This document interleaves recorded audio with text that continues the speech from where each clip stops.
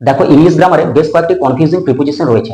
তার মধ্যে খুবই গুরুত্বপূর্ণ দুটি প্রিপোজিশন হলো বিসাইড এবং বিসাইডস।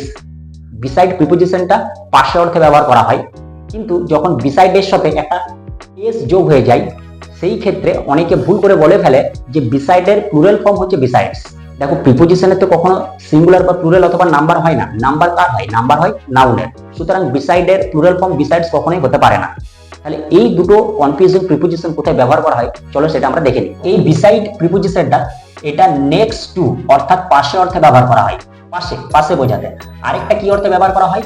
কম্পেয়ার টু অর্থে ব্যবহার করা হয়। কম্পেয়ার টু কারোর সঙ্গে তুলনা অর্থেও কিন্তু বিসাইড প্রিপোজিশন ব্যবহার করা হয়। আমরা সবাই পাশে অর্থে ব্যবহারটা জানি, কিন্তু কম্পেয়ার অর্থেও যে বিসাইড প্রিপোজিশনটা ব্যবহার করা হয় আমরা অনেকেই এটা জানি না। এবং এইদিকে দেখো এই বিসাইডস, এই বিসাইড প্রিপোজিশনটা apart from, A P A R T, apart from অর্থে ব্যবহার করা হয়। অ্যাপার্ট ফ্রম কথাটার মানে কি? অ্যাপার্ট ফ্রম কথাটার মানে কি? ছাড়া বা ব্যতীত। যেমন বলি না আমি গান ছাড়াও নাচ করতে জানি, আমি পড়াশোনা ছাড়াও খেলাধুলা করি, সেই ছাড়া বা ব্যতীত অর্থে বিসাইডস ব্যবহার করা হয়। চলো এক্সাম্পলের সাহায্যে বুঝে নিই।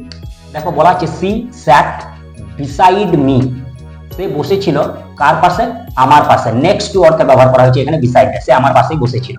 নেক্সট এক্সাম্পল দেখো, he is intelligent beside you. এই বিসাইডটা এখানে কম্পেয়ার অর্থাৎ তুলনা অর্থে ব্যবহার করা হয়েছে, এখানে কিন্তু পাশে অর্থে ব্যবহার করা হয়নি। সে হয় বুদ্ধিমান তোমার পাশে, তোমার পাশে নয় তোমার থেকে। এখানে বিসাইড কথাটা কম্পেয়ার অর্থে ব্যবহার করেছে, তোমার থেকে সে হয় বুদ্ধিমান। নেক্সট এক্সাম্পল দেখো, বিসাইডস বেঙ্গলি মানে বাংলা ছাড়াও। বাংলা ছাড়াও এখানে বিসাইডস কথাটা মানে কি? ব্যতীত। বাংলা ব্যতীত আই ক্যান স্পিক ইংলিশ, আমি ইংরেজিও বলতে পারি। বিসাইডস পিৎজা মানে হচ্ছে পিৎজা ছাড়াও আই অলসো লাইক মোমো, আমি মোমো পছন্দ করি। তাহলে এখানে বিসাইডস কথাটা কি অর্থে ব্যবহার করা হচ্ছে? অ্যাপার্ট ফ্রম অর্থাৎ ছাড়া বা ব্যতীত অর্থে। এবং বিসাইড কথাটা কি অর্থে ব্যবহার করা হয়? নেক্সট টু অর্থে অথবা কম্পেয়ার টু অর্থে ব্যবহার করা হয়। চলো আরো কয়েকটা এক্সাম্পলের সাহায্যে ব্যাপারটাকে ক্লিয়ার করে নিই। দেখো এখানে বলা আছে এ রিভার ফ্লোজ, একটা নদী বয়ে গেছে বিসাইড না বিসাইডস দ্য ভিলেজ। দেখো তোমরা নিজেরাই বলতে পারবে নদীটা গ্রামটার পাশ দিয়ে বয়ে গেছে, এখানে পাশে অর্থে বিসাইড প্রিপোজিশন ব্যবহার করব, বিসাইডস কিন্তু নয়, এখানে বিসাইডসটা ছাড়া অর্থে ব্যবহার করা হয়। এই বিসাইডস এখানে বসালে কোনো মানে তৈরি হবে না। এই river flows besides the village মানে হচ্ছে গ্রামটা ছাড়া একটা নদী বইছে, এরকম কিন্তু কোনো মানে হয় না। হি লাইকস পেইন্টিং, সে ছবি আঁকতে পছন্দ করে।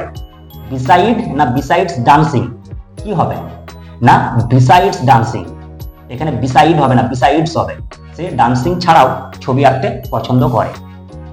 আশা করবো এই দুটি কনফিউজিং প্রিপোজিশন তোমরা বুঝতে পারলে। এরকম আরো ভিডিও পেতে তোমরা অবশ্যই চ্যানেলটা সাবস্ক্রাইব করে রাখবে।